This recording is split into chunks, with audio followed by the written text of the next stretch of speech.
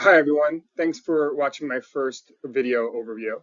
For this first video, I'm going to talk a bit about connected TV because in my opinion, it is by far the biggest opportunity right now for both agencies and advertisers. However, it's still a very new and complex ad channel. So I'm going to break down the current state of connected TV, including deciphering all acronyms, things to consider when buying connected TV, as well as opportunities here and ahead.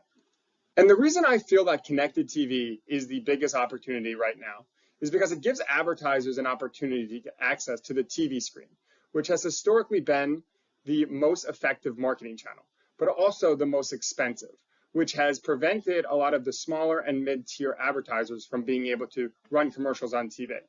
And because today, traditional linear TV captures $66 billion in ad spend, whereas connected TV only captures $24 billion.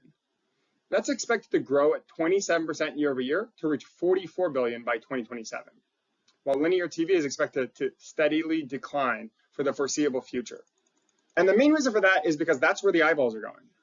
2022 was the first year that streaming surpassed cable in US TV viewership time, and that is expected to continue steadily moving forward. Today, less than 50% of US households will subscribe to traditional TV this year, with that number shrinking to less than 35% by 2027. So put simply, if an advertiser is only investing in linear TV, they're missing out on half of their audience. Now, what do we mean by connected TV and how is it different from OTT? When we're referring to OTT, we're referring to TV and video content streamed over the internet. Typically, it's professionally produced, full episode player content, and the type of content that you would be expecting to see through your cable service. OTT is the umbrella term, whereas connected TV is exclusively referring to OTT content, which is streamed on a television screen. And that TV screen could be a smart TV, or it could be a TV which turns into a smart TV through a streaming dongle, such as Chromecast or Amazon Fire Stick. And 75% of all OTT content is streamed on a television screen. So it's the vast majority of how people watch it. And today, if you're going to buy a new TV, it is automatically a connected TV that connects to the internet. So let's talk a bit about the state of connected TV. And you could really break it down into three main categories. The first one we have is called subscription-based video on demand. And that is a format that most people are familiar with because Netflix was the first to come out with a streaming service. And the initial streaming services that came out were purely subscription-based. They had very little, if any, advertising. However, more recently, we're seeing a shift of the major streaming services also coming out with an ad-supported tier, including Netflix and Disney. And so today, almost every single major streaming service also has an ad-supported tier. And because of that, it's growing much quicker than the non-ad-supported subscription-based streaming services. The next format is called free ad-supported TV. And that's exactly what it sounds like.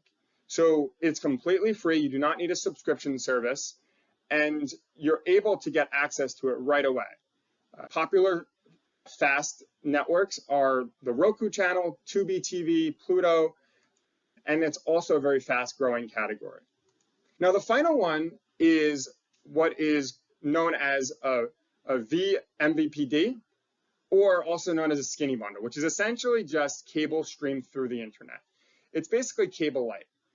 And so you get the same sort of packages that you would expect from your cable, except not quite as much programming. Typically, it's cheaper than cable, and it's more customized for the consumer based on what they watch. And popular skinny bundles are Sling TV, DirecTV Stream, YouTube TV, and Hulu TV. You also get live programming through those skinny bundles. And so what we're seeing is a trend of more and more people opting into the cheaper ad-supported streaming tiers or the completely free tiers. Now, Netflix did get off to a slow start, but just recently they surpassed 1 million users per month with their ad-supported version. And with them rolling out charging people for sharing passwords, that will likely continue to grow. Disney Plus has also seen some very solid traction with their ad-supported tiers. There are several things to consider when buying Connected TV. Because it is still a new space, it's very fragmented. However, the good news is that there's a much lower barrier to entry for advertisers and agencies. And so more and more advertisers in that mid-tier space are able to invest and get access to the TV screen, previously not available and only reserved for the largest advertisers with massive budgets.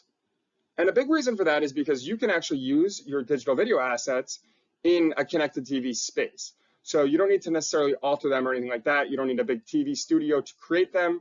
And you're able to use the same technology as you're buying every other digital ad that you might be buying. And the way that you can actually access connected TV, there's really three main areas and three main ways. The most common way that connected TV is sold is through private marketplace deals. That is, for those of you who are not too familiar with programmatic, is when you have a network which provides an advertiser with a deal ID along with several others, and you guys are bidding on the inventory. So you know what you're getting, but you're also not guaranteed to get access to that network inventory if you lose the bids, because it is still auction-based. Whereas the next common way to buy it is programmatic guaranteed. Examples such as Netflix and Disney Plus exclusively today are selling their inventory via programmatic guaranteed, which is essentially the same thing as an IO, except it's just flowing through programmatic pipes. That is typically fixed-based pricing, and it is also guaranteed. So you know one-to-one exactly what you're buying and how much you're getting. In that scenario, oftentimes you're actually able to request program-level reporting. We'll talk a little bit about what reporting is available and what isn't in Connected TV in a couple slides. But the last area to be able to buy Connected TV is through the open marketplace. And there's not as much Connected TV inventory available, or at least not the names that you might want to put your ads in front of, but it is available, and you're able to leverage third-party targeting to reach a specific target audience on a Connected TV device, which of course is not available through linear. And there's a couple of different ways that you can actually access the same Connected TV content. So two main ways that are the most common ways to access a network are either going directly to them. For example, on this slide here, you can see AMC. I could contact AMC and buy a certain amount of impressions from them directly. And another way that you can access them is through aggregators.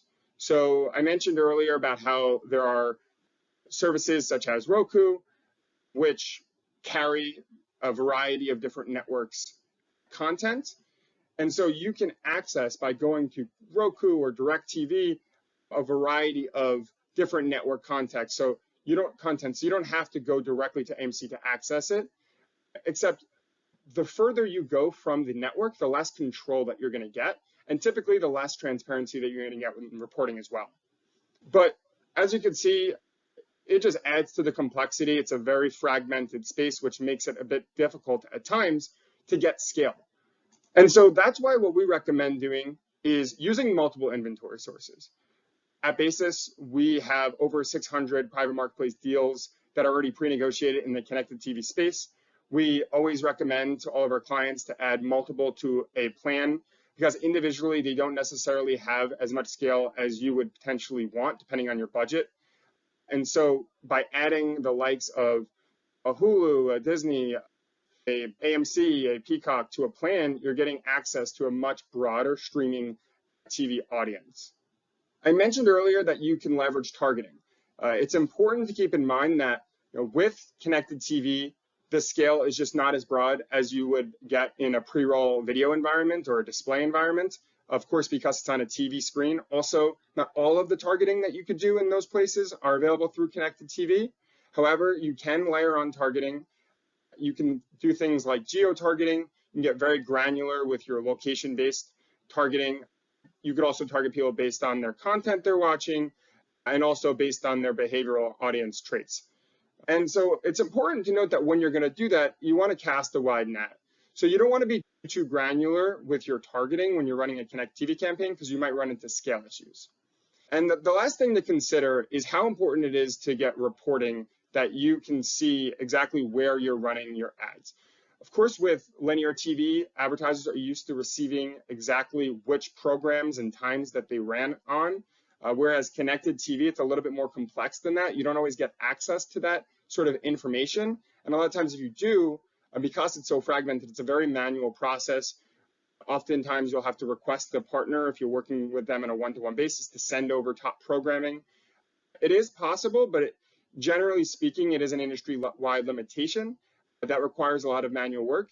And there are partners in the space which are set up to try to solve those issues, which we'll talk about in So this gives you an idea of the type of insights that are typically available with a Connected TV campaign. Depending on the method you use to buy a specific network, you may get access to the network you're running on, maybe the channel, and maybe the show level. Typically, in order to get the show level data, you'd have to be working directly with a network. And the further you go from the network, the less transparency is typically available within your reporting. Also, just like every other digital format, Connected TV is typically bought in an impression-based model, rather than the TV method, which is based on GRPs. And so the currency that will be used in the future state of TV going forward is really an open question right now. And it will come to light in the coming weeks during the upfronts. The traditional measurement partner, Nielsen, is competing now with newer companies such as iSpot and TV Squared to become the currency that's used most widely within Connected TV. And they were just recently won their accreditation back from MRC for their national TV ratings. But historically, the industry has been giving a more negative look at Nielsen's ratings. Networks have been saying for a long time that they've been underreporting their audience. And with digital, as we know, it's all on a one-to-one basis. And so it will be very interesting to watch that going forward. And we'll be able to see in the near future how people are going to be transacting Connected TV as it becomes a bigger and bigger part of the upfront buys. Now, there's several other trends that are going to be very interesting to watch, one of which is consolidation. So just recently, Discovery Plus officially merged with HBO Max to launch a umbrella streaming service called Max. You also had Paramount merging with Showtime. And the first stage of streaming, it seemed like a new streaming service coming out every week. But as the competition heats up and as profitability becomes more important, you're seeing a merging of the networks in the different types of content to be more competitive with the other streaming services. Another trend that you're seeing is bundles. So Disney Plus, Hulu, and ESPN Plus are all owned by the same company, and they're offering a bundle to get access to all three of them for one lower price. And so ultimately what we expect to happen is there will be a handful, maybe 5 to 10 streaming services that are widely used, largely from the big networks, so the Peacocks of the world, Paramounts, Netflix, HBO Max, and also the big tech companies. YouTube TV, you have Amazon, Apple TV, because they also have the big wallets to be able to make those investments. But you also have, in addition to the individual streaming networks, the skinny bundles, like we mentioned earlier. How much are people going to be adopting skinny bundles versus just having the individual apps, and how fast will the free ad-supported services grow? Because it's been growing very fast. Where another opportunity lies is with live sports.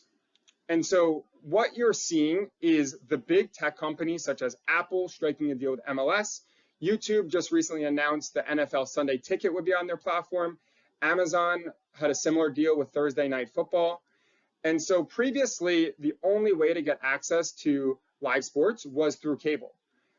And now you can now access them through streaming. So we expect that to accelerate the trend of adopting streaming services and continuing to move away from cable. Some other trends to watch are some emerging formats. So you can see on this slide, the first one that we're looking at is the QR codes. So you are actually able to include a QR code in your connected TV ad. So a user can scan it and go directly to your advertiser's website. That has historically never been available before. And so it creates an opportunity to potentially close the loop between a connected TV ad and an actual acquisition. Linear has never been able to do that.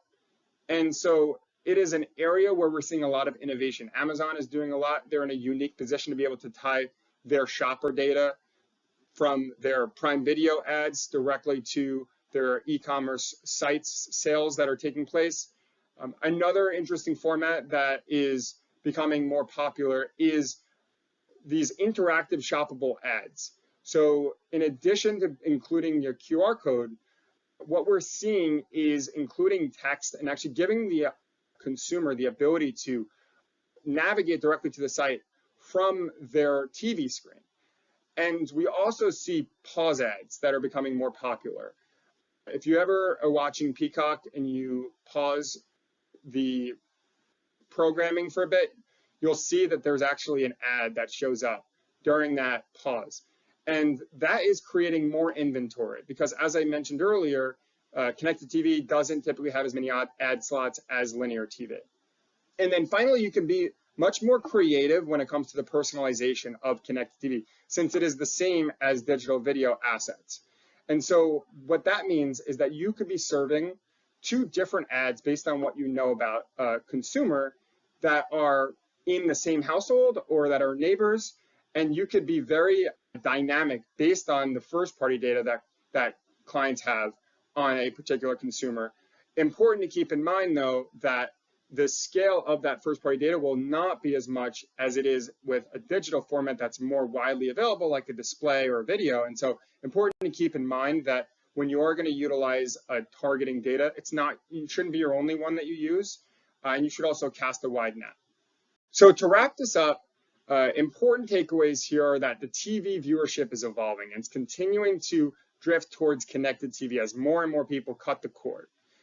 As that's happening, there's several different trends that are going to be very interesting to watch over the coming years, such as consolidation of streaming apps, the measurements of and currency that people are using when they're buying connected TV, what role it plays in the upfronts, as well as how popular watching live sports is going to be on those streaming apps. Another thing to take into account is that the program level data is really not widely available yet. There are measurement solutions that are in place which could help get you a bit more transparency, but it is an industry-wide limitation to be able to get full program level data across your entire buy. The closer you are to the network working one-to-one, the more transparency you typically get into your reporting. And then finally, with these connected TV formats comes innovation. There's multiple new formats that are happening in the industry, some of which allow you to actually tie back a connected TV ad to your sale or acquisition. And so there are a lot of opportunities that are available with connected TV that have historically not been available with more traditional TV to keep in mind. And one of the things that one of the approaches that we've taken at Basis is we've gone ahead and we've continued to set up deals with pretty much every connected TV provider. So all Hulu, Peacock, Discovery Plus, Roku, we want to take an approach which is we want to have access to everything so that way our clients are able to scale their campaigns. And it gives you the optionality that no matter where your client is interested in running on, you have the ability to add a private marketplace deal. Every week, we're adding new connected TV private marketplace deals.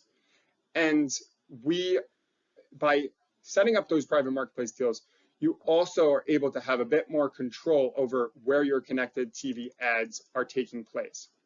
And so one thing is for certain, although it is not clear as to all of the things that how they're going to pan out going forward, this will continue to be a huge opportunity that clients and agencies will definitely want to take advantage of. And if you're interested in learning about how Basis can help you take advantage of it, please reach out. You can reach me at andrew.barbuto@basis.com, or you can send me a message on LinkedIn. I'd love to hear from you and set up some time. And I appreciate you guys taking the time to watch this video. Thanks. Have a great week.